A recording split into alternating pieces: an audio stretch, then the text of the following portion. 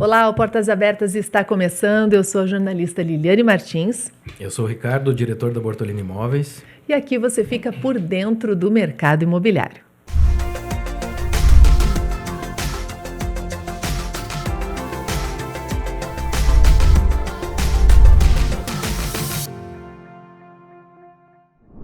Quanto a cultura organizacional impacta nos negócios? Que resultados traz para o cliente e na relação entre os colegas da empresa?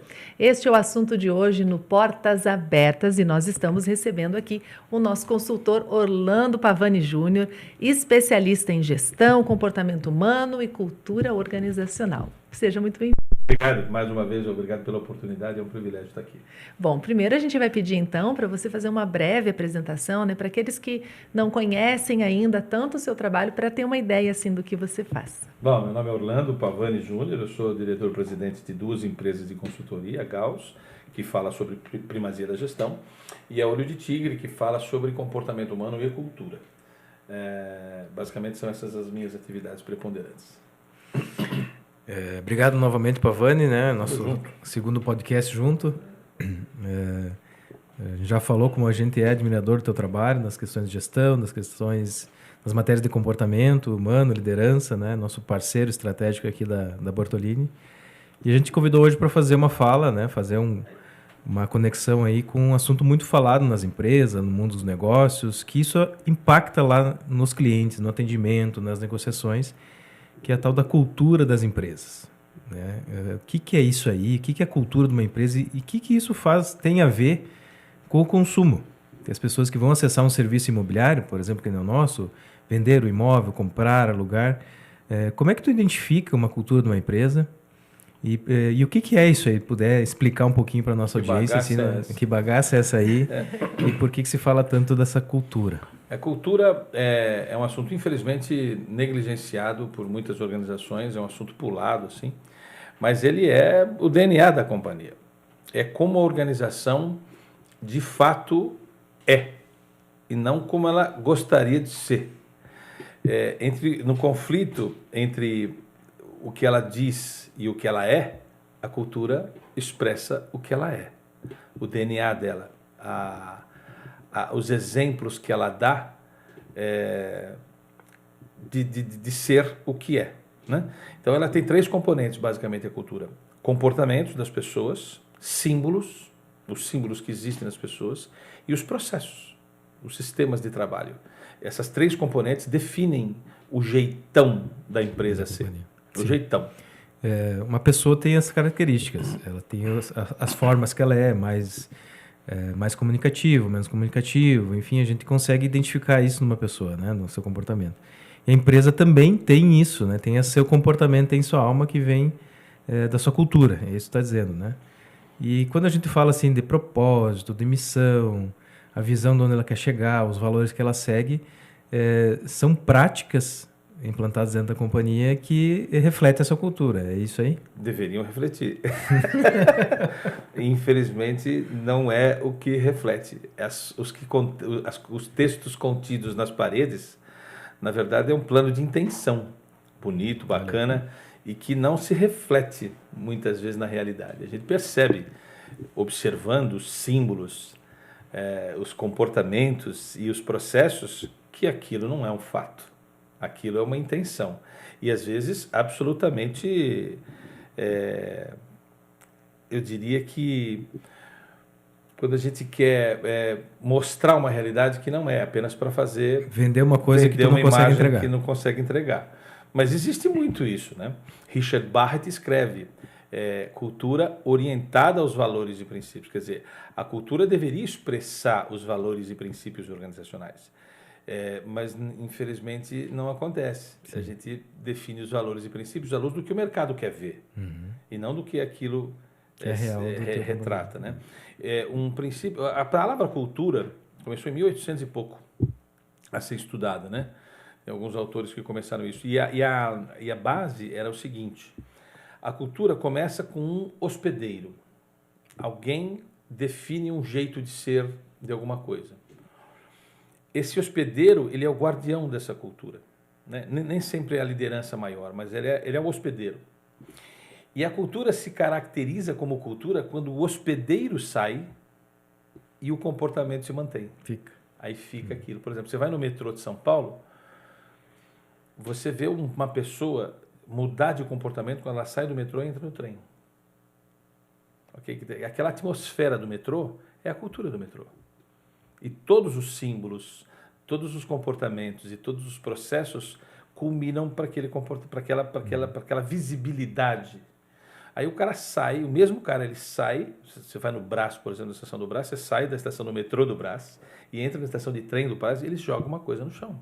Quer dizer, a pessoa muda a partir da ambiência atmosférica do lugar. O quanto é forte. Isso é cultura. Isso, né? Cultura é o que de fato acontece. E a gente vê muitas vezes, está escrito lá nos valores, empoderamento do colaborador.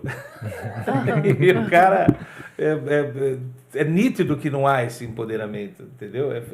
Os comportamentos contradizem aquele texto, sim, os símbolos contrariam aquele texto e os processos contrariam aquele texto. Então, a cultura é aquilo que as coisas são e não como as coisas deveriam ser. Tem muitas declarações de cultura que elas são de marketing, muitas vezes, né? A nossa cultura, nosso slogan, tudo que tu publicita sobre a tua cultura, filosofa sobre ela, muitas vezes não é verdadeira, mas quando verdadeira é muito difícil de seguir ela, né, Pavani? Como é que tu vê isso no dia a dia? Assim, ó, eu já vi muitas empresas que são a expressão literal daquilo que eles pregam. E já vi o contrário também, que não é exatamente o oposto. Mas quando você vê isso, exala. Você entra lá e exala a atmosfera boa, você vê símbolos de coisas acontecendo que corroboram com a iniciativa escrita das partes. E normalmente, como eu faço, né, uma definição assim de cultura, eu observo, eu listo, eu levanto os símbolos, os comportamentos e os processos. E aí eu pergunto quais são os valores. E aí eu falo assim, isso não conversa com isso. E aí a gente começa a escrever o que de fato dá para ver e não o que não dá para ver. Por exemplo, o valor igualdade. Uma empresa grande, muito grande em São Paulo, valor igualdade, nós igualdade. Aí tem restaurante para operário e tem restaurante para liderança. Não conversa, não coaduna, né? Tentar trazer assim para o nosso cliente, para o dia a dia, que está transitando no mercado imobiliário, com corretores, com imobiliárias, e ele se depara com isso. Ele vai sentir a cultura a partir do estado físico do ambiente, quem sabe, entrando dentro de uma empresa, ele já consegue perceber essas questões, provavelmente tu consegue perceber isso, então, em símbolos, em comportamentos, em falas, se realmente é uma empresa, por exemplo, confiável. É uma empresa que gera credibilidade, ela gera segurança e é verdadeira. Eu acho que eu tenho um pacto assim com o demônio, não sei. Eu consigo identificar isso com muita facilidade.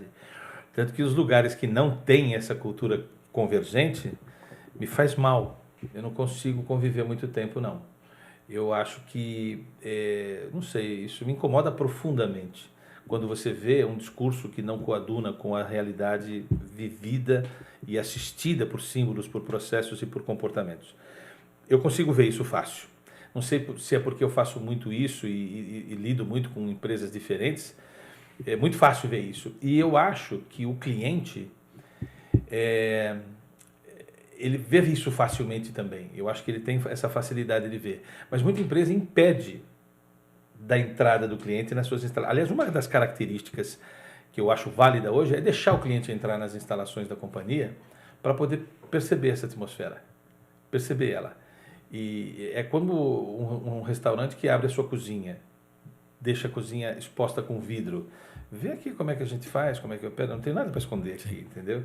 Isso é muito característica das culturas aderentes ao século XXI. A exposição do nosso modus operandi. Vem aqui ver como é que é. Portas abertas, que é o nome até do programa, né? Quer dizer, as portas abertas, todo mundo tem acesso, as pessoas podem conversar umas com as outras, não tem que marcar audiência para tudo. Isso são culturas aderentes ao século XXI. Sim. Eu acho que dá para perceber com relativa facilidade. Eu não sei nem se eu gosto disso, mas eu consigo. Eu acredito também que hoje a gente está caminhando para, tanto na área da comunicação, do marketing, quanto da gestão, da administração, a gente está caminhando para que haja essa autenticidade, para que a gente não tente vender uma coisa que não existe, né? Porque a gente acaba falando de algo que não entrega, né? Então, acho que essa consistência, né? Essa diferença pequena entre o que se fala e o que se faz, ou se puder não ter diferença, né? Eu acho que acaba tendo muito mais adesão com o cliente, né? Porque as pessoas hoje buscam autenticidade, as pessoas hoje buscam aquilo que é verdadeiro, genuíno, e não algo que tu tá só falando, mas tu não cumpre. Acho que esse papel da autenticidade, de ter consistência no que se fala, no que se vive, é algo que tem mais liga hoje, digamos assim, né? Dá mais match, né? É. Dá mais match. Mas é muito comum, por exemplo, se a gente escrever o que de fato acontece, vamos escrever um tratado errado, né, da vida.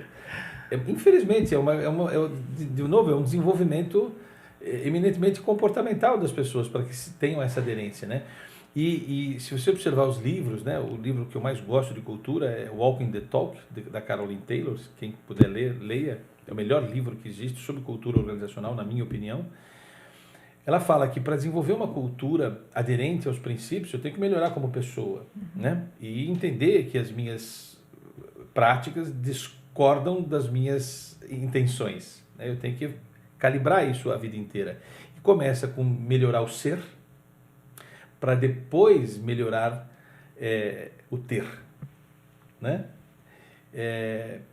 E isso é um processo de dentro para fora, não é de fora para dentro. Sim. Então, por isso que a cultura organizacional está intimamente correlacionada à inteligência comportamental.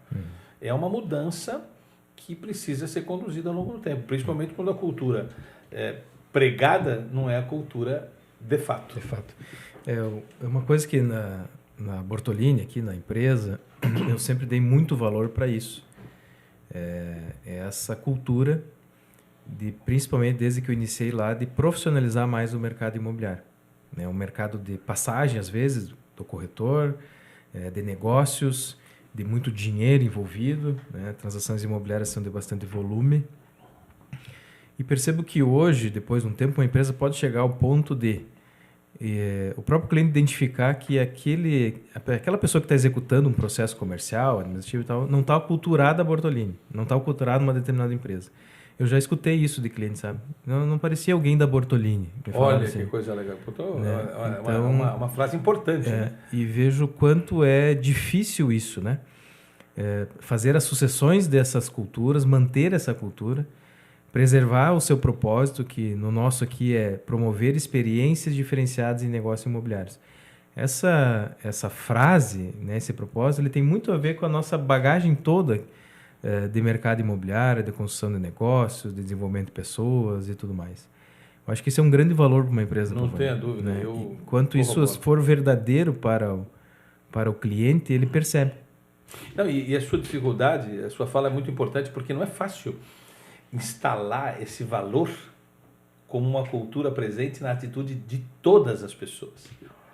Porque é um trabalho de cultura, estabelecer na atitude do outro um valor que você tem como predominante. E quando não consegue isso, como é que faz para garantir essa atmosfera de adesão à cultura que não é a minha que eu desenvolvi, né, que eu não sou o hospedeiro dela? Muito treinamento, muito treinamento. Tem empresas que filmam as pessoas dizendo assim, isso não somos nós. Tem uma publicidade da Natura, que um grande executivo na área de marketing foi contratado na Natura, muito experiente, muito bem sucedido, com todas as publicações que ele fazia. Ele foi contratado pela Natura. E ele fez uma propaganda da Natura, mas só que ele colocou o produto e não colocou a gorda desse produto. E o presidente da Natura, que é um cara muito legal, ele falou assim, essa propaganda não é Natura. A Natura não estereotipa clientes. Eu não posso, eu tenho que botar uma senhora menos perfeita fisicamente para usar nosso produto. Quer dizer, ele é o guardião dessa da característica. cultura, Ele é o dos guardião. valores. Isso aqui não é cultura. Pode até ser bacana, você vai vender muito, mas não somos nós. Na verdade, acho que é bem bacana essa questão, porque a gente vê, então, o quanto as atitudes todas devem estar, né, no mundo ideal, Alinhadas. a gente está falando alinhadas, mas também tudo que fala, né? Tudo que fala, o que fala às vezes é a propaganda, o que fala às vezes é a atitude, o que fala às vezes é um detalhe, né? Uma pessoa que não está lá, tá comunicando algo. Não, você sabe né? que na nossa empresa, por exemplo, a gente trabalha com comportamento e é muito comum os especialistas em marketing escrever frases para que nós digamos nas mídias sociais. Olha, fala isso aqui, ó. Qual é o resultado que o cara vai ter se comprar isso aqui de você? E eu falo assim, não, isso não tem nada a ver com a gente. Eu não vou falar isso aí. Mas isso não vai vender. Pois é, mas é a minha cultura. Eu não vou fazer isso. Tem que ser a tua cara, tem né? Tem que ser a minha cara. Tem que ser o teu... a minha cara, porque não tem a ver com a nossa cultura. Queria te fazer uma pergunta nesse sentido. Quando é que a cultura é botada em prova? Vamos pegar um negócio imobiliário, né? Ele acontece várias fases, conhecimento, demonstração, propostas e tudo mais, né? Mas chega um momento que a cultura ela tem que falar mais alto numa tomada de decisão. Principalmente, vamos pensar aqui no corretor, no consultor de locação, né? Num gerente, né? Me puder, assim, exemplificar para o nosso cliente quando é que a cultura realmente está instalada e tem uma decisão tomada a partir da cultura. Principalmente nos momentos que envolvem dinheiro, eu diria. Eu não sei se eu consigo dar um exemplo no segmento imobiliário, que é um segmento que eu estou começando a ter contato. Mas eu vou dar um exemplo real de um cliente meu que fez uma propositura num treinamento para testar a cultura. E ele disse assim, nós temos um pedido, é uma empresa que importa produtos, ela é importadora. E ele sugeriu assim, nós temos o maior pedido da história da nossa vida. Ok? Temos um pedido fantástico. E esse pedido é de muito dinheiro. É o maior pedido da nossa história. O pedido chegou e está embargado na alfândega. Certo? E os caras estão pedindo uma bola para que a gente libere esse pedido. Vocês têm 10 minutos para decidir o que vai fazer. Ok? E as pessoas ficaram debatendo o que fazer. É o maior pedido da história, não esquece disso. 10 minutos. Mais um tempinho o pessoal pedia, assim, mais um tempinho. Eu presenciei isso. E ele falou assim, gente, para. Se vocês precisam de mais de 10 minutos para definir o que está definido nos nossos valores e princípios, está coisa muito errada aqui. Não tem o que pensar. Nós vamos perder o pedido. É simples. Nós vamos perder o pedido. Então, ou seja, não negocia valores, não, né? Não valor não se negocia. No nosso RPG está escrito assim, valores e princípios, e tem na frente a palavra inegociáveis. E os meus amigos que construíram um livro comigo falaram, tira esse negociável. Eu falei assim, não. Eu tenho que deixar eu negociar, para deixar claro que são coisas que não estão em jogo. Não vou negociar isso aqui. É valor, é princípio, e não está em jogo se nós vamos ganhar dinheiro ou vamos perder dinheiro. Nós vamos perder o maior pedido da história. Eu acho que no segmento imobiliário tem muito da presença de esconder desvantagens. Né? Existem as desvantagens típicas de uma relação, e quando eu escondo elas, eu conheço um pouco você, não é essa a ideia, é abrir todos os conceitos, porque se ele vai descobrir a desvantagem mais cedo ou mais tarde, lá na frente, eu preciso falar agora, porque isso contraria o meu princípio de honestidade. Não, vamos ser honestos com esse cara, tem uma desvantagem aqui. Ela é menor do que as vantagens, mas ela é uma desvantagem. E isso é um teste que você pode propor para as pessoas. Nessa situação aqui, eu sugiro, né, que para a gente testar, sugiram circunstâncias dúbeis e ver o que as pessoas respondem. Sim. É uma forma de você testar se eles estão aderentes à cultura. Porque fazer uma transação imobiliária, para a maioria das pessoas, ele não sabe nada. Às vezes ele não sabe nem o que ele quer. E isso pode vir muito nesse processo de esconder as desvantagens. Às vezes pode ser um desejo da pessoa da localização, da posição solar, do vizinho que faz barulho, que não faz, da taxa do financiamento e tudo em prol de uma negociação. Né? Essas desvantagens serem não ditas, escondidas. A minha mensagem para o mercado vamos falar sempre a clareza e ter a ética indiferente do dinheiro. Diferente da transação, que ela vai acontecer de alguma forma, mas que ela seja transparente, que ela seja honesta. E eu acho que essa é a prova da cultura, na minha visão. A visão de propósito, realmente, e a visão de dinheiro. Eu quero fazer um negócio, eu tenho um propósito a ser seguido, meus valores estão realmente sendo aplicados, e não bota em prova isso por causa do dinheiro. Não, existe um requisito lá no nosso documento de modelo de gestão, que tem 2 documentos que devem existir numa organização para caracterizar a orientação cultural dela. É o código de ética, deve haver escrito um código de ética, porque ético é aquele que segue um código de ética. Tem que saber qual que é o código para ver se eu concordo, corroboro com ela. E mais do que o código de ética, um documento chamado regras de conduta. O que são as regras de conduta? Porque o código de ética é o que eu valorizo. As regras de conduta é o que não pode. O que não pode. Por exemplo, eu trabalhei numa empresa de consultoria que a gente não podia beijar o cliente. Não podia beijar, cumprimentar com um beijinho, nem abraçar. Eu perguntei uma vez, cara, e eu não podia fazer isso, não podia, era repreendido. Numa das reuniões eu perguntei, gente, por que isso? Aí o presidente da companhia, o Felipe, ele falou assim, eu também não sei, sempre foi assim. Já estava aí. E tirou. Não atualizou, né? Tirou, porque ele não era um valor dele, era apenas uma... Foi construído por alguém, uma coisa que e ele tirou. E isso deixou a gente mais leve, sabe? Como, por exemplo, o consultor sempre teve que usar paletó azul, preto e cinza. Não tinha outra cor que podia usar. Isso é cultural. Para quê? Hoje não precisa mais. Hoje mudou essa circunstância.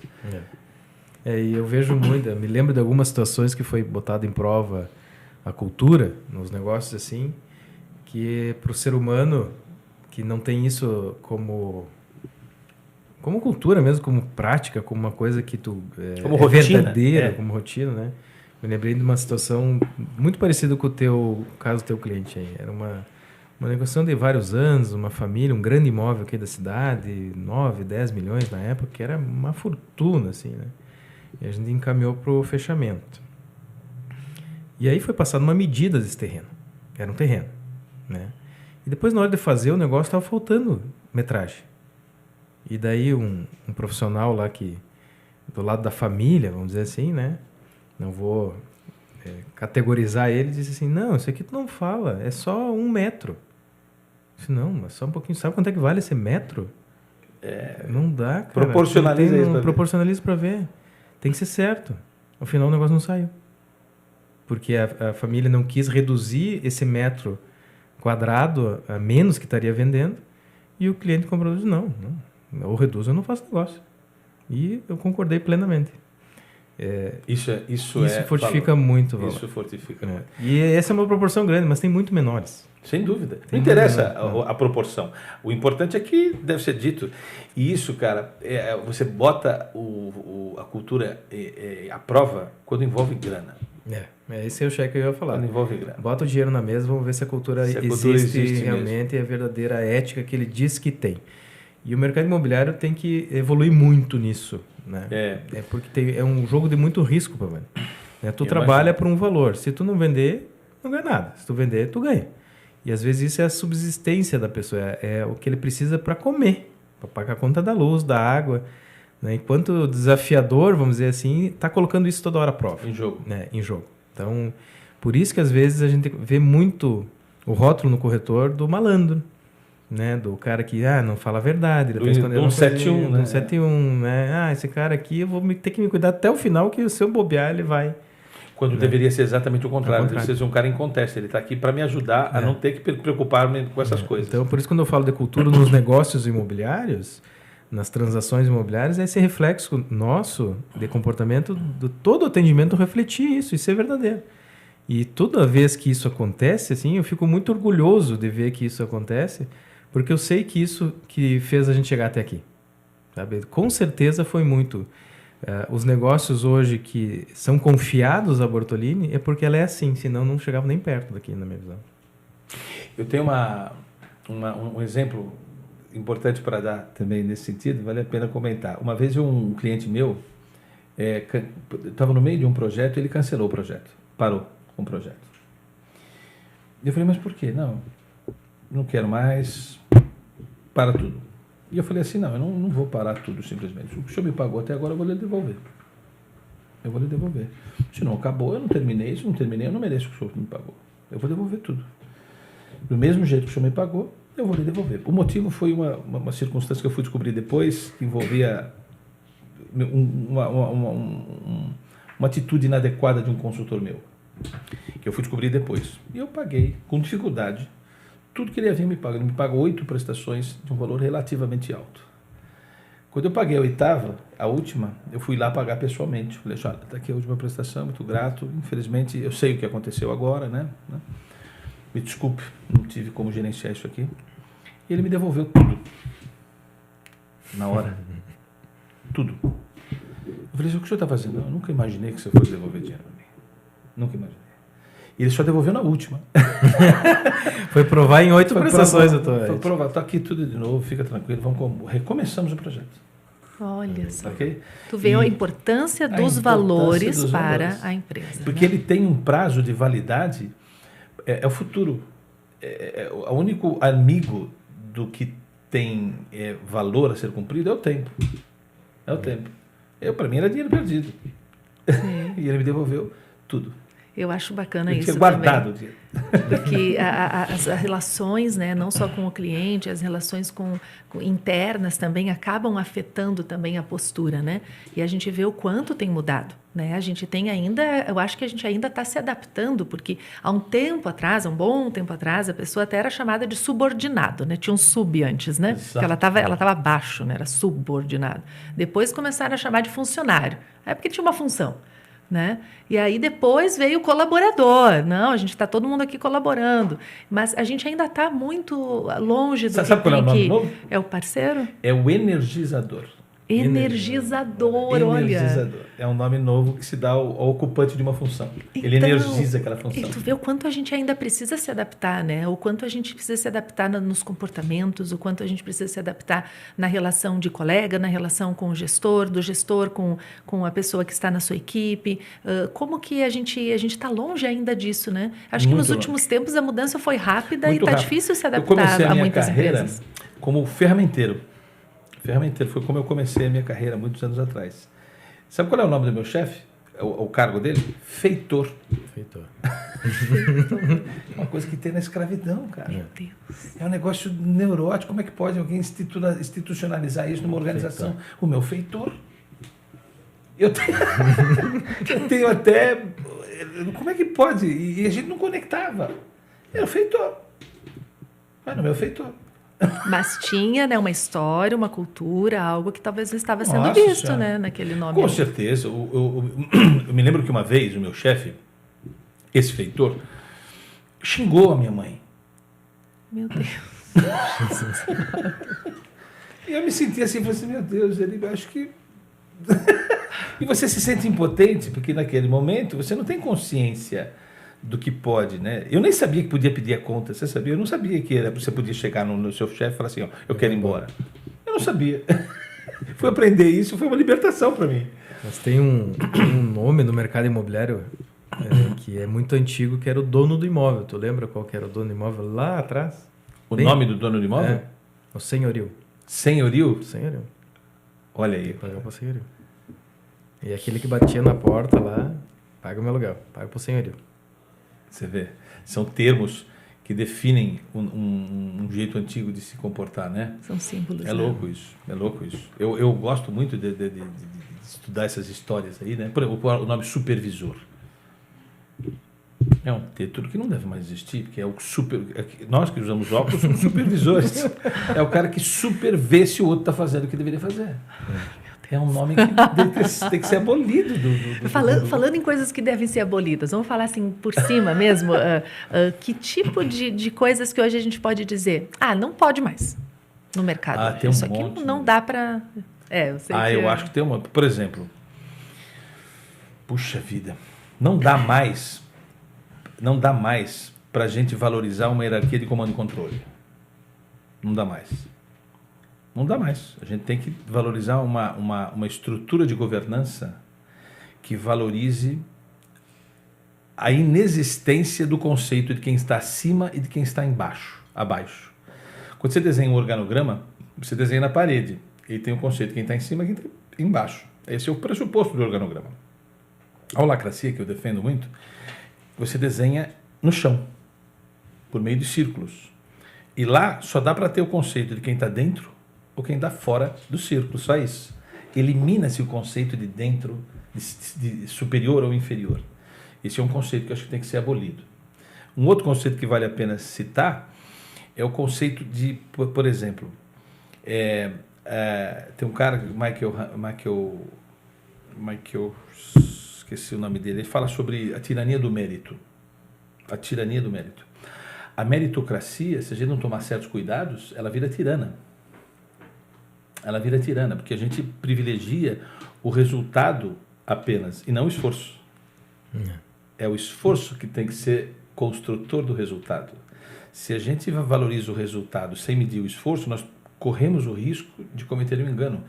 Premiar a sorte e punir o azar. Nós não podemos premiar a sorte nem punir o azar. Nós temos que premiar o esforço decorrente de um resultado e não valorizar o resultado não decorrente de um esforço. Sim. São várias. Dá para ficar horas aqui falando que tem que acabar. Mas tem uma coisa que eu queria comentar também, que hoje já está sendo decisor na tomada de consumo, né? Na hora de comprar de alguém a cultura da empresa, né? A cultura da sustentabilidade, a cultura, né, de outras tantas coisas, agora as práticas de ESG.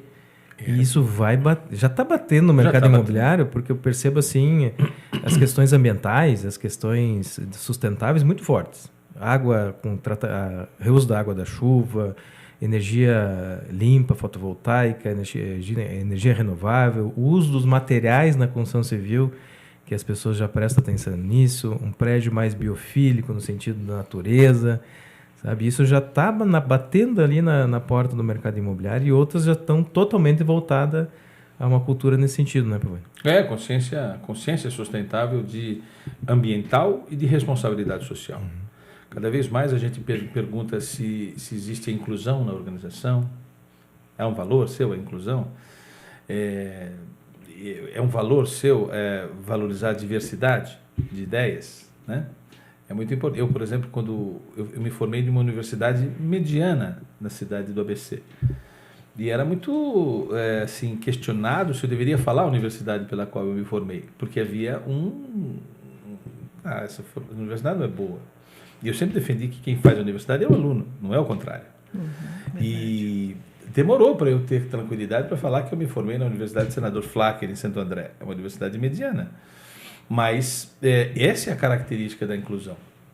Você não escolher a universidade. A universidade é uma chancela, não é de fato. Analisa as competências do cidadão e não rotule ele. Né? Como a mesma coisa, a mulher foi alvo desse tipo de preconceito, né? E tantas quantas outras que definem o preconceito organizacional. Até que ponto isso tem sido... Eu, por exemplo, se eu percebo um detalhe cultural que conflita, que fere os meus, eu tendo a tirar essa pessoa essa organização do meu radar. E isso está cada vez mais acontecendo, eu acho, cada vez mais. Eu acho que não dá mais também, não tem mais espaço, né, para seguir modismos, né? É aquilo, tá na moda agora falar sobre tal assunto, mas se tu não vive, não vai falar. O pessoal vai jogar pedra para em cima. Mas é legal no dia tal fazer uma homenagem àquelas tal público, para tal homenagem a tal dia, mas aí você não vive dentro.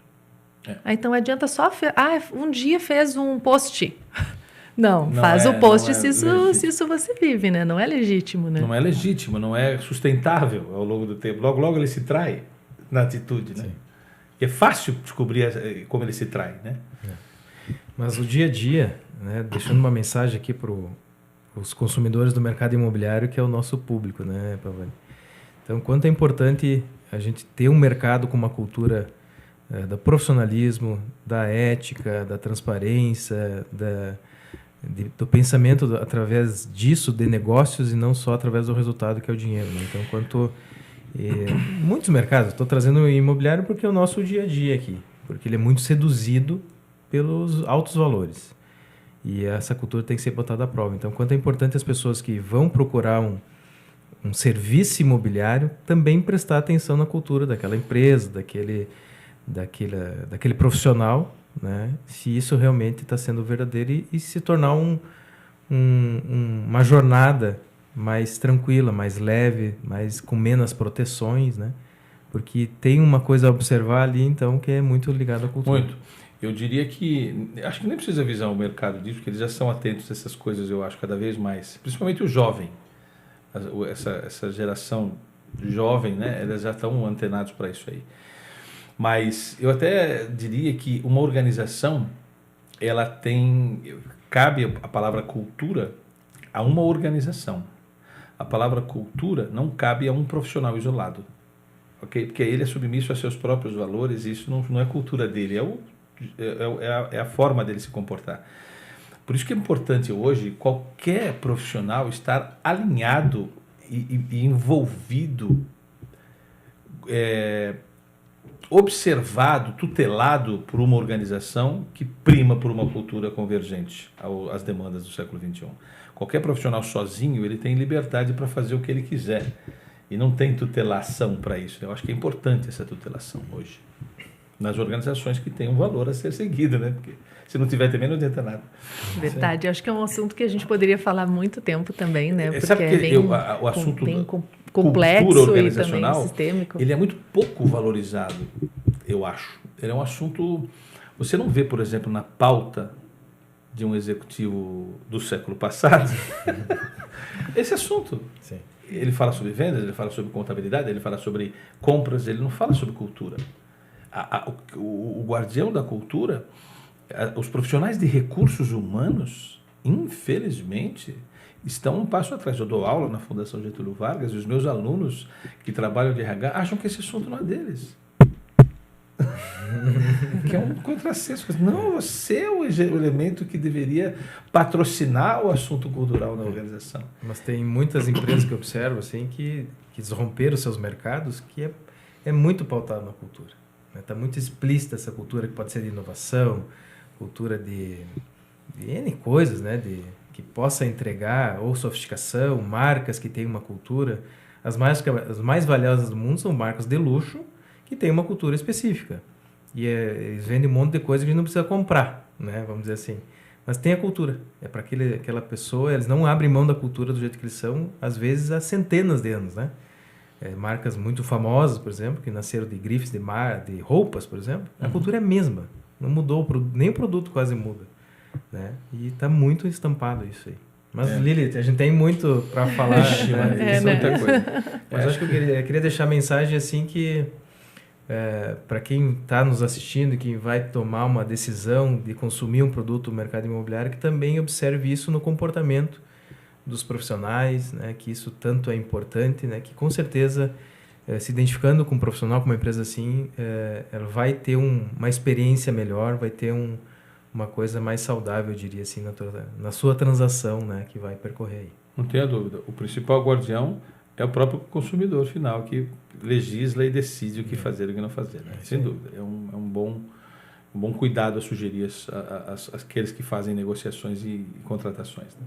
Bom, a gente agradece a tua presença, foi muito bacana esse papo e eu acho que a gente pode ainda conversar muito sobre esse assunto, né? Porque envolve pessoas, né? Isso é muito energizador. Gostou do nome, eu aprendi né? essa palavra, energizador. Vamos ser energizadores das companhias. Das companhias, é isso aí. Obrigado pela oportunidade mais uma vez, é um privilégio estar aqui, parabéns pelo programa novamente. Show. Obrigado. E você, a gente convida, né, que acompanhou a gente até aqui, convida para você nos seguir no Instagram, nos seguir nas plataformas que a gente vai estar presente e também envia para aquele amigo que você acha que vai gostar. Obrigada, viu? Valeu, até a próxima.